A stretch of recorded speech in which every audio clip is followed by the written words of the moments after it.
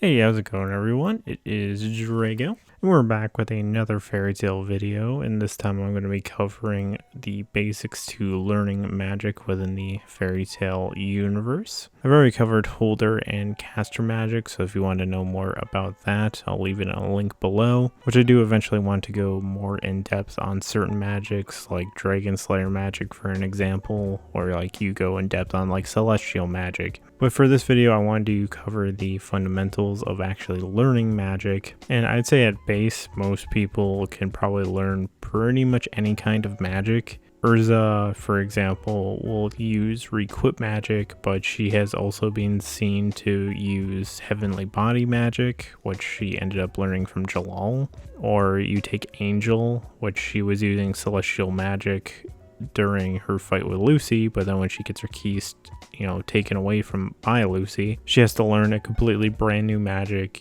to replace the keys that she lost. And you have characters like August that learned a ton of different magic types. There are some magics that would be less likely for you to be able to learn, Dragon Slayer being an example of that. Unless you know a dragon that can actually teach you it. I mean, yeah, you could get like a Dragon Slayer Lacrima, but like actually learning Dragon Slayer magic, with how it was kind of explained within the universe, and stuff, that, you basically have to have a dragon give you some magic, and then you can like start learning how to use Dragon Slayer magic. The secondary problem you might have in trying to learn magic within the fairy tale universe is, not every person in the world is able to even use magic. It's a topic that doesn't really come up all that much within the story, but, there is people that are born in the world that don't have a vessel in their body that can store magic power. And that vessel is the integral part to even learn magic to begin with.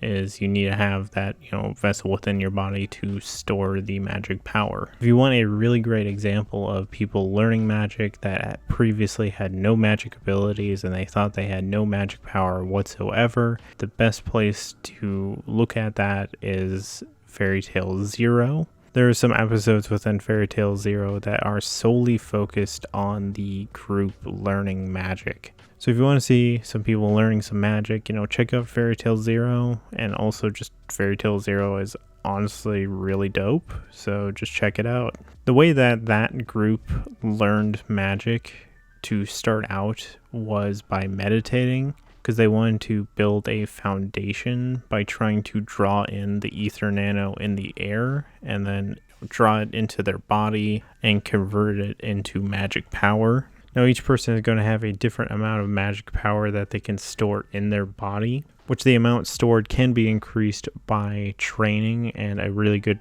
place to see how that training goes was Lucy during the Grand Magic Games, because she wanted to increase the capacity of magic she could store within her body, and she learned that with Capricorn, and she was basically doing the same kind of meditation technique that the Fairy Tail Zero group was doing. Another way you could potentially raise up your magic power capacity is if you had a second origin, which good luck having that, because you have to have a person that knows Arc of Time magic and then knows how to activate this ability. So it's going to be very unlikely you would be able to even get the ability of a second origin, let alone a third origin, which is also from Ultier. The Fairy Tail Zero group basically, was trying to meditate, sitting calmly and, drawing in ether nano to build up magic power. Then once they got enough, then they tried to actually do spells, which they each kind of had a different element that they just by base started out with. So that's what their body just naturally came up with first. Now there are some other methods that some people had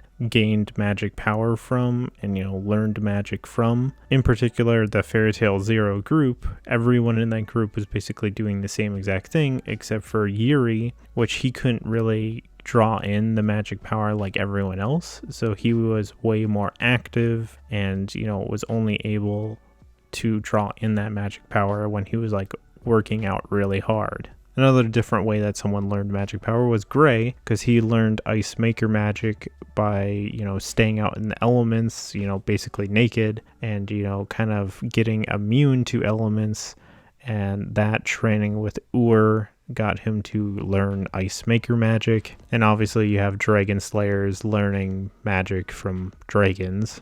Either way, this is basically showing that each person can learn magic in many different ways.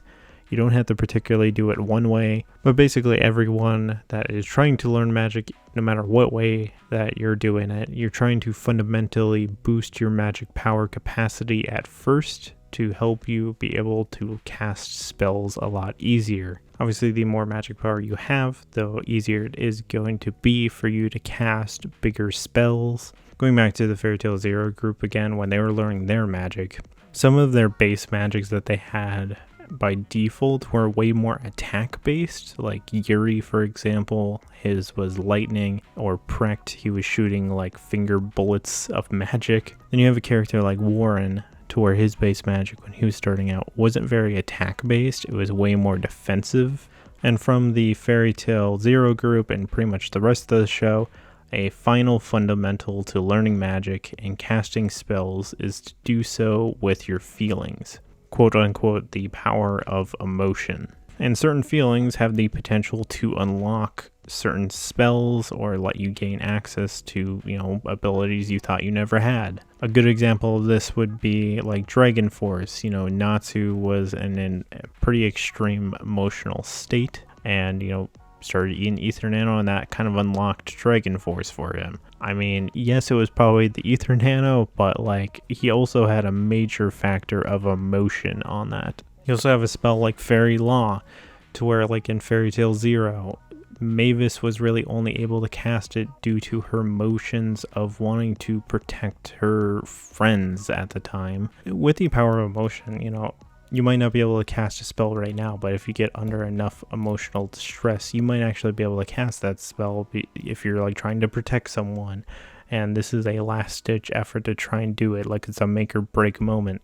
In essence, that's how you learn magic within the Fairy Tail universe. I think I got most of it. I mean, there's obviously a little bit of a training arc in Grand Magic games that you can check out if you want to know more about that. But that is mainly just them trying to increase their magic power, not really learn magic. By far the best example is Fairy Tail Zero. Otherwise, thank you for watching, and this is Drago, signing out.